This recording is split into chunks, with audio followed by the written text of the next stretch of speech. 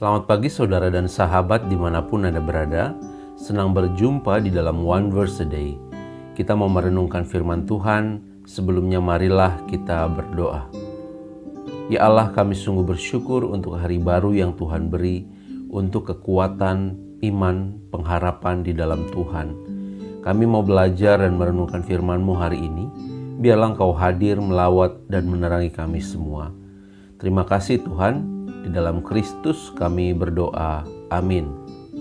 Saudara, firman Tuhan hari ini dari Ibrani pasal 10 ayat 34. Memang kamu telah turut mengambil bagian dalam penderitaan orang-orang hukuman, dan ketika harta kamu dirampas, kamu menerima hal itu dengan sukacita, sebab kamu tahu bahwa kamu memiliki harta yang lebih baik dan yang lebih menetap sifatnya.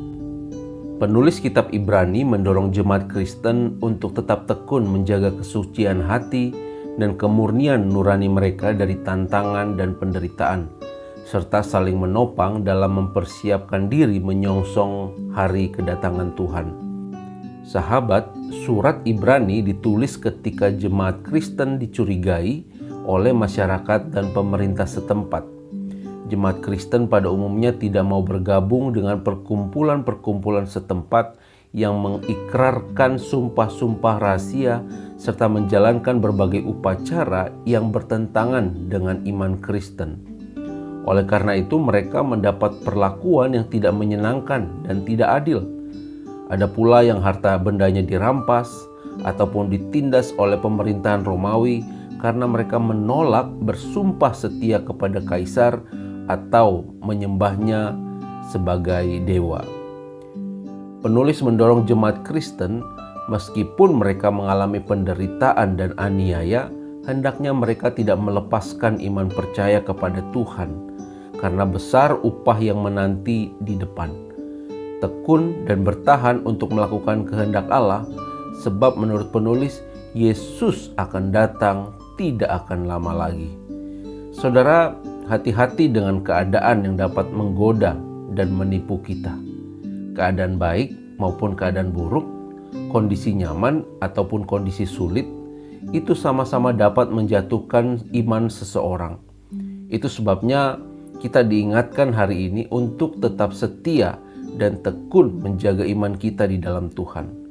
Apalagi kita benar-benar tidak tahu kapan Yesus datang. Mungkin ada orang di luar sana yang mulai meragukan kesaksian para nabi atau para rasul di dalam Alkitab. Mereka mengatakan bahwa Yesus akan segera datang. Tetapi setelah ratusan bahkan ribuan tahun, Yesus juga tidak kunjung datang. Termasuk salah satunya penulis kitab Ibrani yang kita baca ini.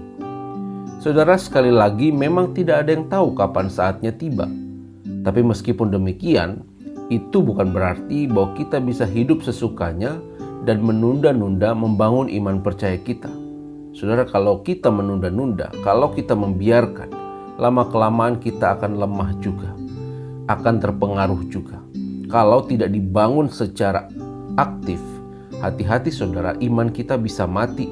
Akhirnya kita menjadi orang-orang murtad yang meninggalkan Tuhan. Kita tahu bahwa pengorbanan Kristus hanya sekali untuk selama-lamanya. Kita yang sudah mengenal dan tahu akan kebenaran haruslah hidup di dalamnya dan melakukan segala kehendak Allah. Latihlah diri kita senantiasa agar ketika kita hidup dan berjalan di jalan Tuhan, itu tidak lagi menjadi beban, tetapi menjadi sukacita, menjadi kesukaan di dalam kehidupan kita. Latihlah supaya dalam hidup ini kita lebih tertarik untuk menyenangkan Tuhan, mengikuti kehendak Tuhan, dan bukan mengikuti hawa nafsu dunia ini. Kita tahu saudara bahwa jerih payah dan perjuangan kita di dalam Tuhan itu tidaklah sia-sia. Upah yang besar sudah disediakan bagi orang-orang yang dengan setia mempertahankan imannya, meskipun harus mengalami berbagai tantangan dan penderitaan ketika berada di dunia ini. Kiranya Roh Kudus menolong dan memampukan kita dalam setiap perjuangan iman kita. Semoga kita bisa bertahan sampai akhir. Amin. Mari kita berdoa. Ya Allah, kami sungguh bersyukur untuk firman-Mu yang boleh kami dengar dan kami renungkan. Kami diingatkan hari ini bahwa kami harus senantiasa tetap teguh, tekun menjaga iman di dalam Tuhan.